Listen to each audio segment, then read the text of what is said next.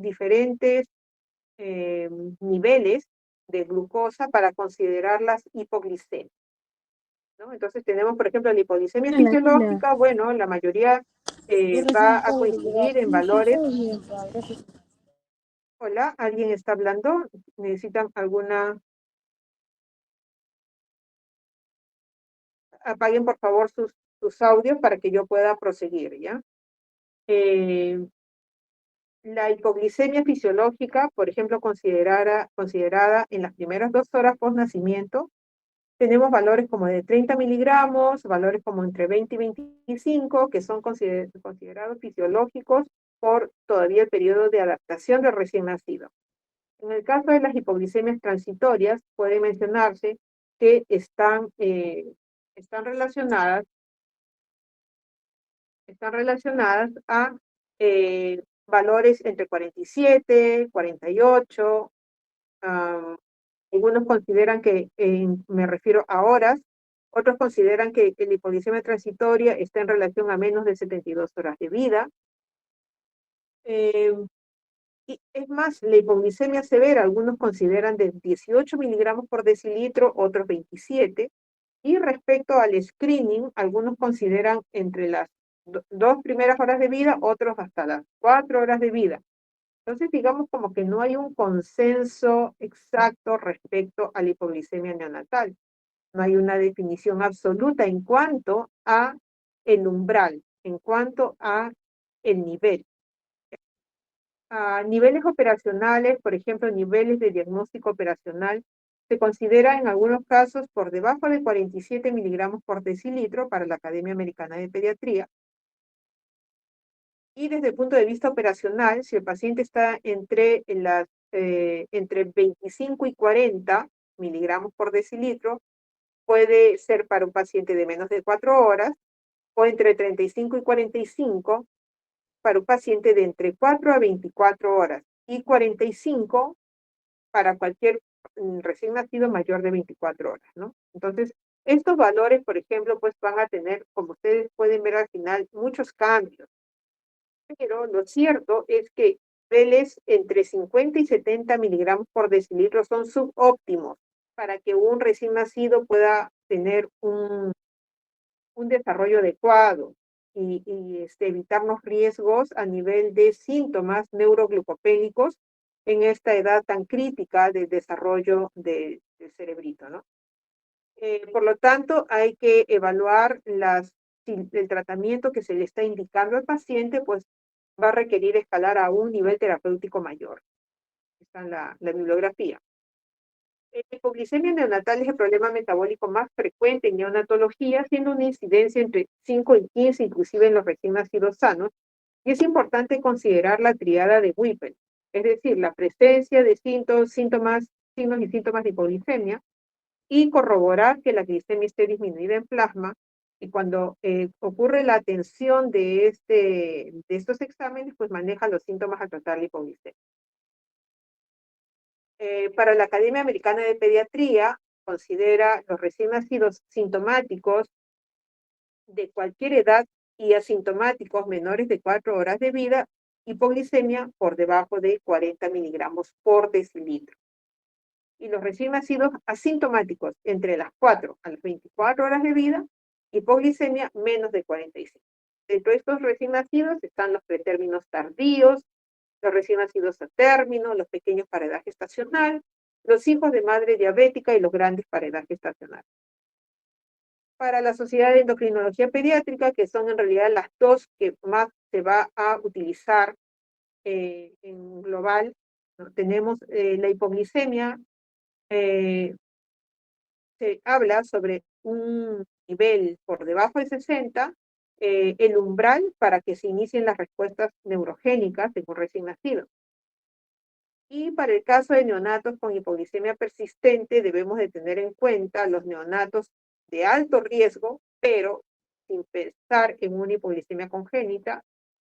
Menos de 48 horas de vida pudiera darnos ya las respuestas neurogénicas, niveles por debajo de 50. Y para mayores de 48 horas de vida, síntomas neurogénicos por debajo de 60. Los neonatos con sospecha de una hipoglicemia congénita, debiéramos de estar atentos que los síntomas se van a presentar más o menos cercano a debajo de 70 miligramos por decilitro. Ahora, les mencioné pacientes de alto riesgo para hipoglicemia persistente, ¿no? Entonces, eso es importante que ustedes reconozcan, que aprendan a reconocer, porque donde ustedes estén y reciban un niño, deben de saber qué riesgos tiene para tener una hipoglicemia persistente. Entonces, son los neonatos que tienen síntomas de hipoglicemia, por supuesto, son los grandes para edad gestacional, aquellos que hayan tenido cualquier tipo de estrés perinatal, como los que se mencionan, la asfixia, la preeclampsia, la restricción del crecimiento intrauterino, la aspiración de meconio, por ejemplo. ¿Qué otros pacientes tienen riesgo de hipoglicemia? Los prematuros o posmaduros, los hijos de madre diabética ya los había mencionado, y lo que no había mencionado, y acá sí es importante recalcarlo, son porque lo anterior ya se dijo, son los hijos, son hijos de familiares que tengan alguna forma de hipoglicemia genética, ¿no? Alguna historia de alguna enfermedad genética que genere hipoglicemia, también síndromes congénitos, síndromes ya conocidos o si no, defectos de la línea media de manera aislada.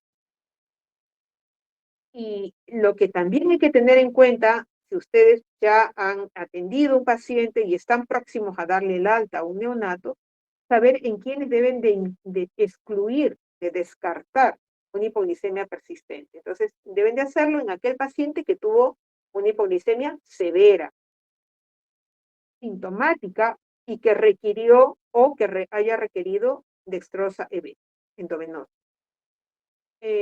Pacientes que son incapaces de mantener una concentración de glucosa por encima de 50 miligramos por decilitro y ya tienen más de 48 y todavía no cumplen las 48 horas de vida, o más de 60 después de las 48 horas de vida. También deben de descartarlo en pacientes con historia familiar y en los síndromes genéticos. Ahora, la fisiología de la homeostasis perinatal de la glucosa, hay que tener en cuenta bien claro que la glucosa del feto deriva totalmente de la circulación materna y esta la va a tratar de mantener siempre por encima de 70. Que atraviesa la placenta mediante difusión facilitada, mediante el transportador de glucosa, el GLUT1, que corresponde al 80% de la energía fetal para el recién nacido a partir de la glucosa. Y lo demás, el 20%, está proporcionada por oxidación de lactato y aminoácidos. Entonces, estos son los cambios que se van a ir produciendo en la fase de transición, con una glucosa que las fetales ya le habíamos dicho 70, luego a las 4 o 6 horas es la caída, ¿no? Es la caída más importante de los niveles de glucosa, luego se estabiliza más o menos cerca alrededor de las 12 horas, 12 a 24 horas empieza el incremento, para a partir de las 48 a 72 horas mantenerse estable, ¿no? Y eso es la movilización, pues, inicial debe ser dada a partir del glucógeno almacenado en el hígado, ¿no? Eso va a ocurrir por el estímulo de las catecolaminas en el momento del parto, que van a estimular la glucogenólisis. El 50% del aporte que recibe la glucosa recién nacido va a ser ahí. Y ya luego tenemos las otras vías, ¿no? La gluconeogénesis, 20 a 30% por la vía piruvato y 20% por la lipólisis. Es importante tener en cuenta en el cuadrito de la izquierda que parte de las primeras horas es de la glucogenólisis, de la gluconeogénesis en todo momento, pero después, más o menos las 24 horas, de las cetonas. Entonces, esto es muy importante porque hay pacientes que no tienen buenas reservas de glucógeno y tampoco, y la parte de las cetonas empieza después, pueden hacer hipoglicemias muy severas en las primeras horas. Hay que tenerlo mucho en cuenta porque el daño neurológico por hipoglicemia severa pues es harto conocido también, ¿no? La fisiopatología de la hipoglicemia neonatal, bueno, tenemos anomalías de la transición, los prematuros, ya hemos comentado, la falta de depósitos de glucógeno hepático, la inmadurez de las enzimas hepáticas también, el estrés perinatal. Hay pacientes con hiperinsulinismo neonatal transitorio, también como parte del estrés, y esto también puede generar un riesgo incrementado de hipoglicemia patológica. Es importante reconocer la condición del hiperinsulinismo porque en esos casos sí está inhibida también la cetonemia y por lo tanto las cetonas no van a estar presentes y el paciente puede hacer una hipoglicemia extremadamente severa. En cuanto a la clasificación, ya habíamos comentado sobre la transitoria y la de la hipoglicemia transitoria por el tiempo, más o menos 72 horas, y está relacionada a reservas energéticas limitadas, madurez del sistema de contrarregulación y las causas en estos pacientes, como ya lo había mencionado, ¿no? Entonces, esto es importante, requiere una intervención adecuada para prevenir esta hipoglicemia transitoria hasta que el recién nacido sea capaz de regular su sistema de metabolismo de los carbohidratos de forma autónoma. Y la persistente, aquella que está más de 72 horas, aquella que requiere VIGs más elevados, más de 8, para lograr una euglicemia, es importante tenerlo en cuenta porque tienen alta tasa de daño cerebral y en los recién nacidos a menores de 2 años las causas más importantes son el hiperinsulinismo, los déficits de hormonas contrarreguladoras y enzimarios. El examen físico, bueno, hay que tener todos los antecedentes familiares, si hay historias de enfermedades previas similares, el embarazo, la diabetes gestacional, por ejemplo, el parto, la edad gestacional con la que nace, si hay consanguinidad para algunas enfermedades que son recesivas o dominantes, características de la hipoglicemia, si se da antes de la toma de la ingesta de la leche o se da después de la ingesta, y si la alimentación está siendo adecuada o no. En el examen físico en realidad no hay signos patognomónicos de hipoglicemia, pero uno puede sospechar, por ejemplo, en pacientes que tienen algún síntoma neuroglucopénico, con alguna dismorfia de de la línea media, ¿no? Con una plétora, la presencia de cataratas, orina con un olor sui generis, como por ejemplo la orina con olor a jarabe de arte, la macroglosia para otros casos de síndrome de Beckwith-Wiedemann, ¿no? Y los síntomas neurogénicos y los neurocopénicos pues van a estar en relación en el primer lugar, en el primer caso al sistema nervioso adrenérgico o colinérgico que se activa, ¿no? Hay el temblor, hay la taquicardia, el hambre, la palidez, la hipotermia. Y finalmente los síntomas ya neuroglucopénicos por eh, una disminución de la glucosa a nivel cerebral, como la letargia, la pobre alimentación, convulsiones, la cianosis, hipnea, episodios apneicos, convulsiones finalmente. Y en el caso de la muestra crítica es importante tener en cuenta que cuando uno ve que ya es un paciente con una hipoglicemia persistente, yo debería de tomar una muestra crítica. De repente en las transitorias todavía no, porque pues estoy esperando que sea el paciente el que autonómicamente regule, ¿no?, su metabolismo carbohidrato. Pero en este caso, si ya es una persistente por el tiempo que va pasando, yo debería de tener estos exámenes, ¿no? La glucosa, lactato, insulina, péptido C, cortisol, hormona de crecimiento, los gases, el CPK, glucagón, ACTH, en el momento de la hipoglicemia, ¿no? Y después de la hipoglicemia pudiera tener también las otras pruebas, pero es importante sobre todo en el momento de la hipoglicemia tomar la muestra clínica, ¿ya? Entonces, eso me puede guiar hacia, por ejemplo, tengo una hipoglicemia, tomo mi muestra crítica, y si tengo acidosis o no tengo acidosis, me va a guiar hacia algunas patologías en particular. Si tengo acidosis y tengo beta-hidroxibutirato o tengo cetonas presentes, es una hipoglicemia cetótica. En el caso de los bebitos, pudiera ser una hipoglicemia por alguna enfermedad de depósito de glucógeno, una deficiencia de hormona de crecimiento cortisol, y si ya son más grandecitos, pensar en una hipoglicemia idiopática, ¿no? Cetósica idiopática. Si no tengo cetonas y lo que tengo es un lactato incrementado, entonces pensaré en defectos de la gluconeogénesis. Si no tengo acidosis y no tengo cetonas, ¿no?, pero tengo ácidos grasos libres elevados, pensaré en un defecto de la oxidación de los ácidos grasos. Y si todo está bajo, pensaré pues en un hiperinsulinismo, en una, en un, en una hipoglicemia por defecto de las hormonas contrarreguladoras, ¿no? Entonces, me va a guiar mucho tener la muestra crítica, ¿ya? Un ratito, por favor. Denme un ratito.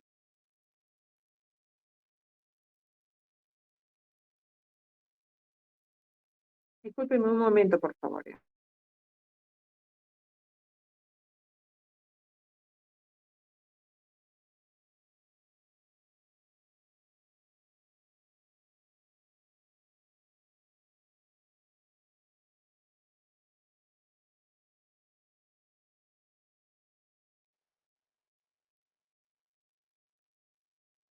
Bueno, esto es el tratamiento de la hipoglicemia, ¿no? Los recién nacidos hasta las 4 horas de vida, por ejemplo, que tienen un screening, el screening inicial que se hace más o menos en las primeras, eh, a ver, acá tenemos el nacimiento a las 4 horas de vida, se da la alimentación y a la hora, de repente ya se le hace su control, tenemos menos de 25, debe alimentarse, chequearse en una hora nuevamente.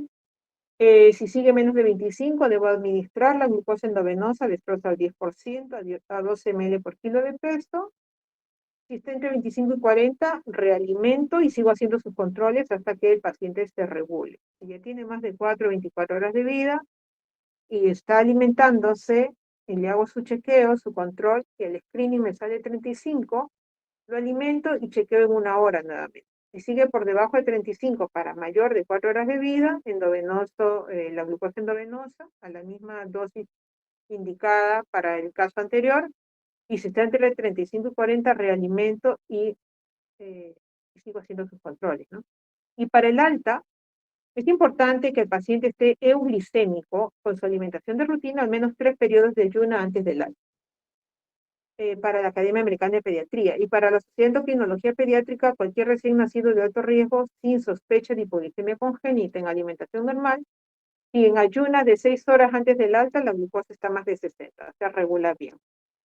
Y algún neonato con hipoglicemia genética o persistente que pueda mantener en ayunas de 6 a 8 horas glucosa por encima de 70, ¿no?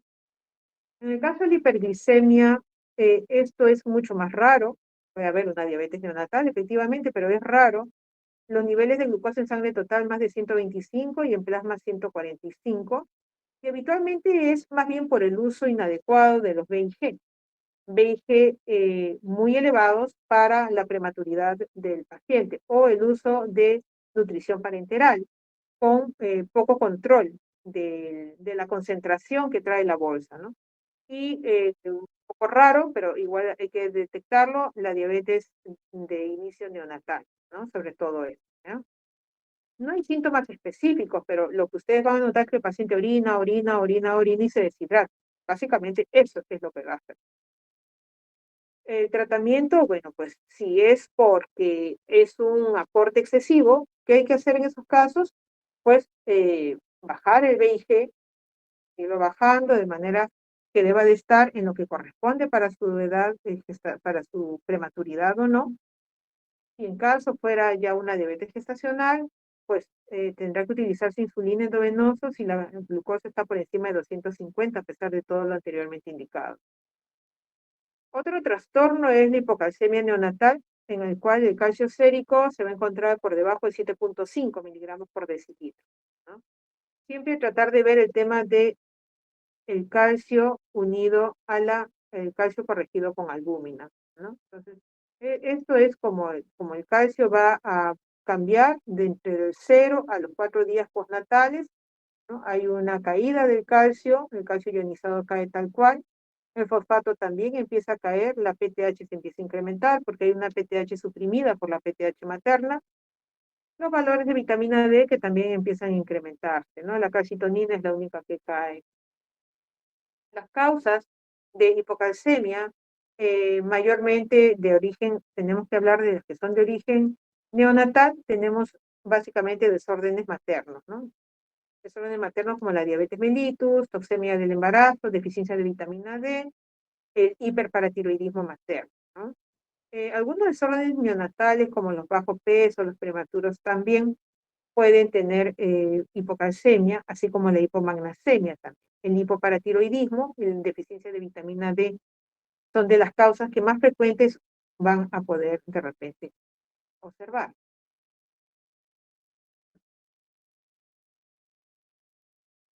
En cuanto a la fisiopatología, Vamos a tener en cuenta que los prematuros, los PEC, los bajo peso al nacer, los pacientes con asfixia, los pacientes con sanguíneo en transfusión y fototerapia, los hijos de madre con diabetes, deficiencias de vitamina, hiperparatiroidismo no sospechado, consumo de antiácido y carbonato, estos son los más frecuentes.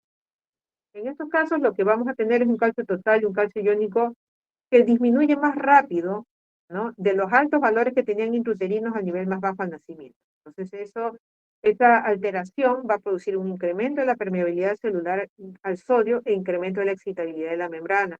Por eso pueden producirse pues, los cambios, los tremores, las convulsiones, ¿no? Por otro lado, el 50% de hijos de madres diabéticas tienen hipocalcemia multifactorial. Multifactorial. Ellos eliminan más calcio, magnesio también por orina, hay disminución de la secreción de PTH al nacer, lo cual se reduce este riesgo con un buen control de la madre con diabetes, ¿no? Hay una resistencia relativa también al efecto absortivo y reabsortivo de calcitriol sobre el calcio en intestino y hueso respectivamente, ¿no? Y un tercio de los recién nacidos asfixiados también tienen hipocalcemia porque hay un aumento de fosfato por injuria e incremento de calcitonina. Entonces, puede ser precoz si es menos de 72 horas, donde las causas más frecuentes son prematuridad bajo peso, la asfixia, los hijos de madre diabética y el hiperparatiroidismo materno. Y luego las formas tardías, las relacionadas con déficit materno de vitamina D, los hipoparatiroidismos por alguna malformación congénita como el síndrome de George, las hipomagnasemias son las causas que más frecuentemente van a ver. En la clínica no hay un síntoma específico. Hay apneas, hay temblor, hay hipertonía, hay clonus, ¿no? Hay laringoespasmo, pueden haber convulsiones, pueden haber alteraciones en la función cardíaca también, y en el examen físico puede no haber nada característico si, por ejemplo, no es un DiGeorge. El tratamiento es con gluconato de calcio 10%, 1 o 2 mililitros por kilo, diluido en dextrosal 5, 1 a 1, y la dilución debe de pasar en 10 a 20 minutos, no más de 20 mililitros de gluconato de calcio por bolo, con una infusión máxima de infusión entre 50 a 100, con un monitoreo continuo de frecuencia cardíaca y EKG para ver el QT y suspender si la frecuencia cardíaca es menos de 100, ¿no? Se puede repetir el bolo hasta que cesen los síntomas y no administrarlo con otro tipo de sustancia. Luego viene el tratamiento ya de mantenimiento y dependiendo también de la causa, ¿no? Puede ya darse gluconato de calcio, ya en infusiones o en dosis separadas, a la dosis entre 200 y 800 miligramos por kilo por día. Si tolera la vía oral y el calcio sérico ya está más de 7.5, cosa que ya no va a tener síntomas, entonces puede pasar a calcio vía oral o también a calcitriol, si es que hay un hipo o un pseudo hipoparatiroidismo. Dosis de calcitriol son tal cual como se indica, y el monitoreo va a ser con calcio sérico o iónico, el fósforo, que mantengan valores normales, un producto de calcio fósforo no más de 65, que no elimine tampoco calciuria, que no haya pérdida de calciuria, y los valores de magnesio, PTH, 25 hidroxivitamina. También pueden haber hipercalcemias neonatales, pero estas son más raras. Calcio por encima de 11. Habitualmente es alteraciones, ajustes clínicos del NPT, los prematuros extremos, un hiperparatiroidismo también, una hipervitaminosis por vitamina D, tiene que tener mucho cuidado con no estar dando tanta vitamina D. Y la clínica mayormente puede haber hipotonía, encefalopatía por ingesta, vómitos, también no es patognomónico, ¿no? Pero el paciente va a crecer poco, puede tener fracturas, distrasias óseas, puede tener unas facies como de un ELTIN, síndrome de Williams, puede haber soplos cardíacos, lesiones de necrosis grasa subcutánea y una evidencia de un hipertiroidismo. Diagnóstico, la relación a nivel de orina de calcio y creatinina, si está reducida, nos sugiere que hay una hipocalcemia, hipocalciúrica familiar. El calcio sérico mayor de 16 usualmente es un hiperparatiroidismo. Hay que tener el fósforo también, que debe estar disminuido en estos casos, la paratomona elevada, 1,25 hidroxivitamina D, con potasio alcalina elevada y taquita de la mano donde hay una desmineralización. En estos casos, cuando el calcio sérico es mayor de 16, es una emergencia médica y hay que hidratar al paciente con solución salina isotónica o glucosa. 1.2, inclusive hasta 2 veces las necesidades basales de lo que necesita el paciente, hay que utilizar furosemida y hay que tener un monitoreo, ¿no? Hay que restringir el calcio, la vitamina D, pueden utilizarse diferentes fármacos que tienen su utilidad en algunos casos todavía no concluida, ¿no?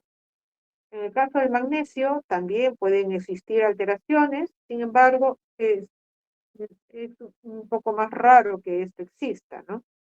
Aunque su disminución puede generar más hipocalcemia y habitualmente uno se va a dar cuenta más primero por la hipocalcemia que por el mismo cuadro del magnesio, ¿no? En caso de hipomagnesemia severa, están por debajo de 1.6 y el tratamiento es sulfato de magnesio. En los casos de hipermagnesemia, remoción de la fuente de magnesio y en el caso de hipermagnesemia solamente debe alimentarse si la motilidad intestinal está restablecida. Entonces, eso es lo que quería yo, bueno, mostrarles. Vamos a dejar de compartir. Yo les voy a enviar, por favor, en PDF lo de la presentación del día de hoy. Por favor, la delegado o delegada general me escriben a mi interno, ¿ya?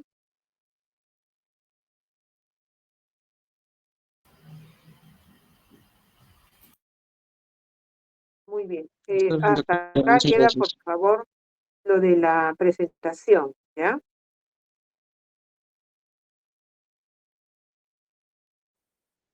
Gracias, Daniel. Muchas gracias, doctor. Gracias, doctora. Hasta luego. Muchas gracias, doctora. Buenas tardes, doctora. Gracias. Doctor, hasta luego.